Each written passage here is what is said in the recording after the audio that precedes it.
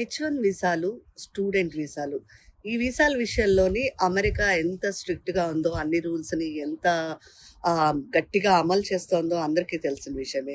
తాజాగా హెచ్-1 rules, social media vetting మొదలెట్టడము, దానివల్ల visa అపాయింట్మెంట్లు వెనక్కెళ్ళడము, ఇవన్నీ జరిగాయి. అవన్నీ అందరికీ తెలిసిన విషయం. చాలామంది ఇండియాలో స్టక్ అయిపోయారు. వాళ్ళ కంపెనీలు వాళ్ళ గురించి మాట్లాడుతున్నారు. కొంతమంది ఇండియాలోనే ఉండి పనిచేస్తున్నారు. అక్కడే కొంతమంది వర్క్ ఫ్రమ్ హోమ్ పనిచేస్తూ ఉంటే, మరి కొంతమందికి కంపెనీ అక్కడ ఆఫీసుల్లో తాత్కాలికంగా జాయిన్ అవ్వండి, వీసాలు వచ్చిన తర్వాత తిరిగి రండి అని కొంతమందికి అవకాశాలు ఇచ్చింది.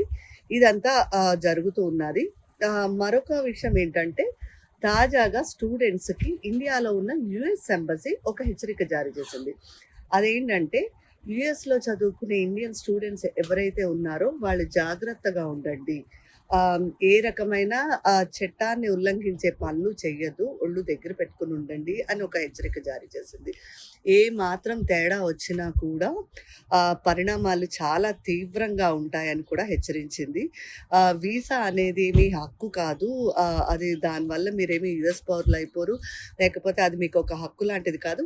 జస్ట్ మీకు కేవలం మా దేశంలో ఉండడానికి ఒక అనుమతి మాత్రమే. దానిని దృష్టిలో పెట్టుకుని ప్రవర్తించండి.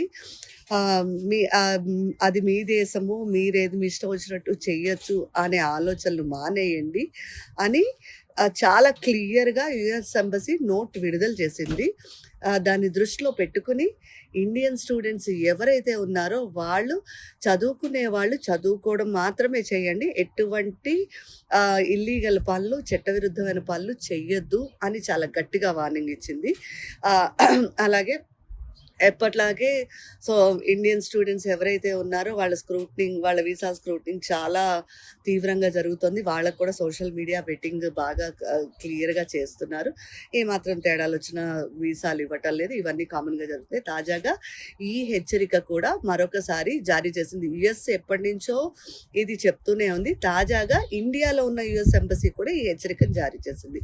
దీన్ని స్టూడెంట్స్ అందరూ దృష్టిలో పెట్టుకోవాలని యూనివర్సిటీలు చెప్తున్నాయి, కంపెనీలు చెప్తున్నాయి, అందరూ చెప్తున్నారు. కాబట్టి ఇండియన్ స్టూడెంట్స్ జాగ్రత్తగా ఉండండి, జాగ్రత్తగా చదువుకోండి. మీరు దేనికోసం వచ్చారో దాని మీదే ఫోకస్ పెట్టండి అని ఇండియన్ గవర్నమెంట్ కూడా చెప్తోంది. నేను మనోజ్ఞ, ఆర్కన్సా ఆర్టీ. చరిత్ర సృష్టించినోడు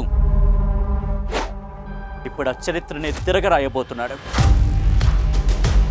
అబద్ధాల గోడల్ని బద్దలు కొట్టి నిజాలను రాగా మీ ముందుంచబోతున్నాడు. నిజమైన వార్తల కోసం వెంటనే డౌన్లోడ్ చేసుకోండి రా యాప్ని.